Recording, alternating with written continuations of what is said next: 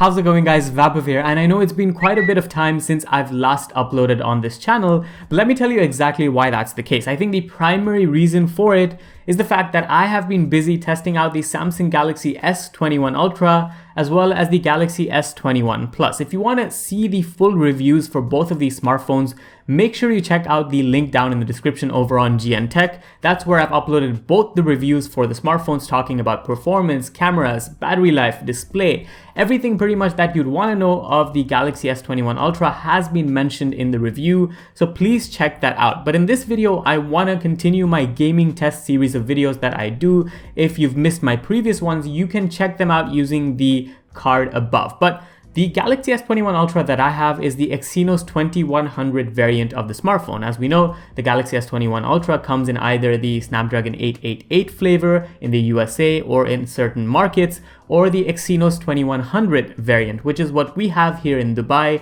in the UAE. And I thought this would be a great opportunity to try out how gaming performance works on the device. This time I've actually got you upgrades to the way we carry out all of these gaming tests. So in the past, I had nothing to really monitor the way the smartphone performed. Now I do have a thermometer, which is not going to be the most accurate way of doing it, but at least it's going to give you a range or a sort of reference as to how hot or how cool the device stays. So I want to start off by taking the idle temperature of the Galaxy S21 Ultra, which sits at about 29 degrees Celsius. Also, before getting into the games, let's run a 3D Mark benchmark to get an idea of the Galaxy S21 Ultra's performance right off the bat.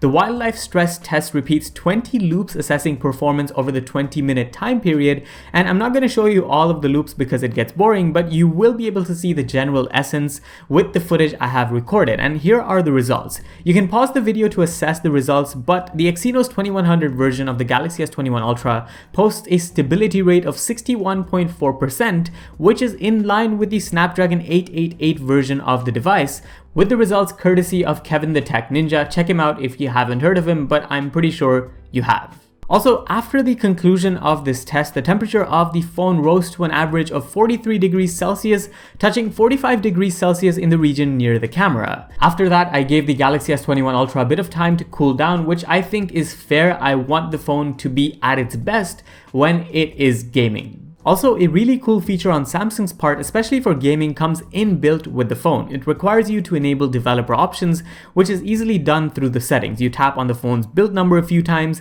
to get access to it, and if you scroll down to the options, you'll see one that says GPU Watch. This is great to monitor gaming performance, and it's an inclusion that I appreciate Samsung for doing, and that's how we're gonna measure the performance of the games that we run on the Galaxy S21 Ultra. So let's start off with one of my favorites, PUBG. Here I've set it to smooth and extreme settings, and you'll be able to see that performance is quite seamless. You get a constant 59 to 61 FPS rating throughout, whether you're exploring the world or in gunfight situations. There also seem to be no lag over an extended duration of time, which I think is really good for the smartphone. For the testing, I played PUBG for close to 20 minutes and never faced any issues with performance with the device's display set to Quad HD Plus resolution. I do wish a full 120Hz option was available here to push performance and the experience even further, but this could come down to how things are optimized, and maybe PUBG might be able to enable this through software updates and future optimization.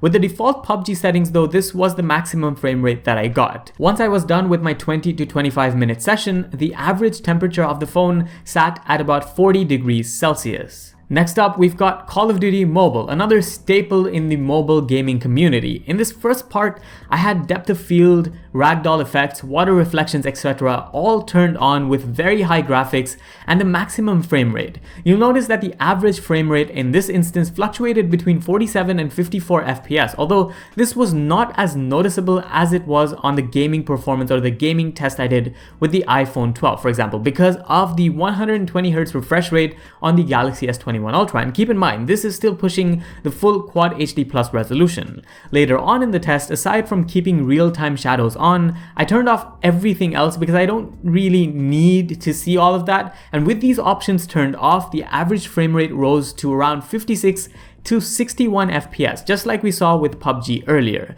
The experience felt a bit smoother, but nothing that significantly changes performance compared to earlier at 47 and 54 FPS. But you'll be glad to know that once again in this case, Samsung's Exynos 2100 octa-core processor held up really well. Quite impressively, the average temperature after this gaming session was about 38 degrees Celsius. Moving to Asphalt 9, we know this game is usually fairly optimized when it comes to performance. However, for some reason, the Galaxy S21 Ultra could not push the game to its full 60 FPS potential. The experience was still smooth, and I even tried lowering the display's resolution down to Full HD+ to see if that would make a difference. Regardless, I think this is just an anomaly, and we'll see this bumped up to 60 FPS fairly quickly with an update from Asphalt's end, because the Galaxy S21 Ultra literally just launched. So I think developers need a bit of time to optimize their performance. Just to prove this, I tried running the game on the Galaxy S20 Ultra from last year, and it ran at full 60 FPS. So you shouldn't be too concerned here, and the temperatures in this case were about 37 degrees Celsius. So once again, not bad by any means. Pushing the Galaxy S21 Ultra though with more GPU intensive games, some creaks do start to show here.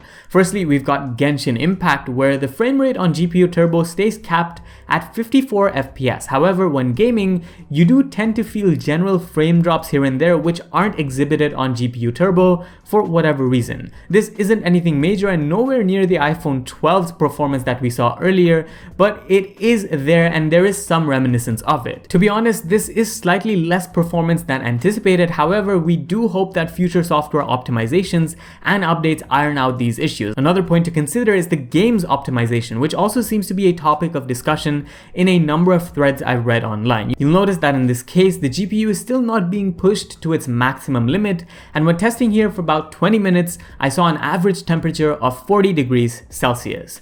Just for fun and to completely push the GPU all the way, I installed this game called TauCeti, which I heard for the first time. Once again, I don't know how optimized the game is, but it really shows how far this game can push any processor on a smartphone. I think even on the most powerful chip out there, the game will struggle, and here I found the experience to be borderline unplayable. The pauses, the jitters, the stops resulted in quite a haphazard movement in FPS values, some that ranged all the way up to 40 FPS, whereas others that fell as low as 12 FPS. I definitely don't anticipate any flagship to power through a game like this, but it's always fun to throw in to test the extreme case scenario. With the GPU fully under stress, the phone's average temperature fluctuated between 41 and 42 degrees Celsius. And that wraps up the gaming test on the Samsung Galaxy S21 Ultra Exynos 2100 edition. I feel like Samsung has done a very good job when it comes to FPS, especially on games like Call of Duty as well as PUBG, the most popular titles out there. The optimization is really good, and not just for FPS,